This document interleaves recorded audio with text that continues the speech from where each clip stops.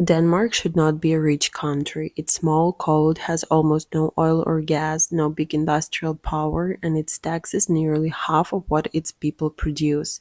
Income taxes are very high. There is a 25% VAT on almost everything, and Danish people work some of the fewest hours in modern world, and still somehow Denmark is one of the wealthiest nations in the world. Its economy is strong, Danish companies are global names, and people enjoy free education, free healthcare, and some of the best living standards anywhere. While many rich countries face big debts and slow wages, Denmark keeps getting wealthier. So, how is that even possible? At first sight, it looks like another Scandinavian success story, but Denmark is not Norway, which got rich from oil. It's not Sweden with its huge tech industry. By many numbers, Denmark is going even better. It has faster GDP growth, higher wealth per person, and one of the lowest public debts in Europe.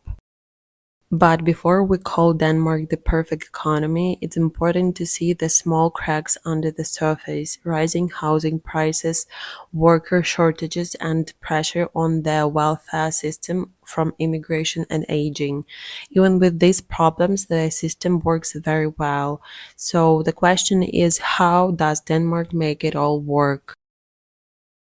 Is it just luck, or is there a real plan behind this success? To find out, we need to answer a few key questions. Why don't high taxes hurt growth like we usually expect? Does Denmark have special advantages that others don't? And most importantly, can this dream system last for a long time? It would be easy to think that Denmark has always been a rich country, but for most of its history, that was not true at all. For centuries, Denmark was poor and mostly depended on farming, fishing, and small local trade. While its neighbors like Germany, Britain, and France were building factories and industries, Denmark stayed focused on cows and fields. Even in the 1800s, when industry was growing fast across Europe, Denmark still sold many dairy and meat, not machines or chemicals. By the middle of 1900s, the country was facing economic problems, weak industry, and damage from wars. But after World War II, things started to change. Although Denmark was occupied by Nazi Germany between 1940 and 1945, most of its buildings and roads survived. When the war ended, Denmark had to choose: stay a slow, farm-based economy or modernize and join global trade. It decided to modernize. In the next few decades, Denmark opened its economy to the world. It joined the Nordic Council, the European Free Trade Association, and later the European Economic Community, which would later become the European Union. This gave Danish businesses access to huge new markets, much bigger than its small local economy. At the same time, Denmark and its Nordic neighbors created what we now call the Nordic model, a mix of free market capitalism and a strong welfare system. Education became one of the country's biggest investments. University and job training schools became free. Workers also kept learning new skills throughout their lives, which made them flexible and ready for change. In most other countries, people study only when they are young and hope that knowledge lasts forever. In Denmark, people keep learning and growing, and it worked. Danish workers became some of the most productive in the world. Then came universal healthcare. Unlike many other countries where a hospital bill can destroy a family's finances, Denmark made healthcare free for everyone. This was not only a nice social policy, it was also a smart economic decision. Healthy people miss fewer work days and stay in the job market longer, helping the whole family. And then came something unexpected. Bicycles. Copenhagen is now one of the most bike friendly cities in the world, and there is no accident. Since 2005, the government has spent over $200 million on bike infrastructure. Why? Because cycling makes people healthier, calmer, and more productive. It also helps reduce traffic, improve air quality, and save time. All good for the economy. But all these changes did not come cheap. In the late 1960s, Denmark made a bold choice. It decided to grow its welfare system much more, offering free education, free healthcare, and many protections for its people.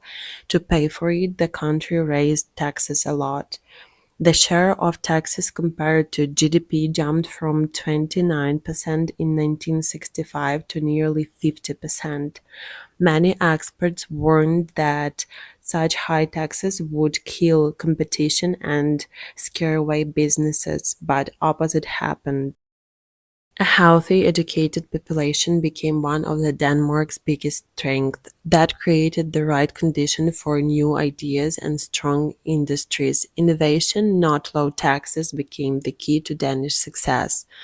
Take Novo Nordisk, for example. This company started in 1923 and focused on diabetes treatment. Over time, it became the world leader in insulin production, controlling around one third of the global market.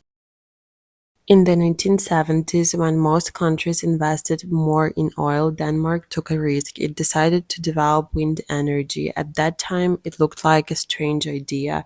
50 years ago, few people cared about emissions, and renewable energy was seen as expensive and unreliable. But Denmark stayed with it. Now, more than half of the country's electricity comes from wind turbines, far more than in most developed nations.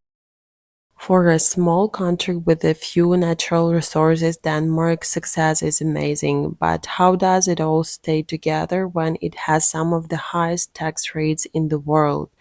Why hasn't that slowed down growth or scared businesses away?